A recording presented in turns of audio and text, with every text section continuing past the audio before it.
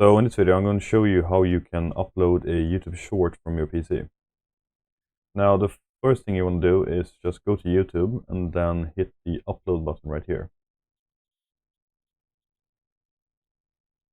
Then you just drag your video in over here and make sure it's a vertical video.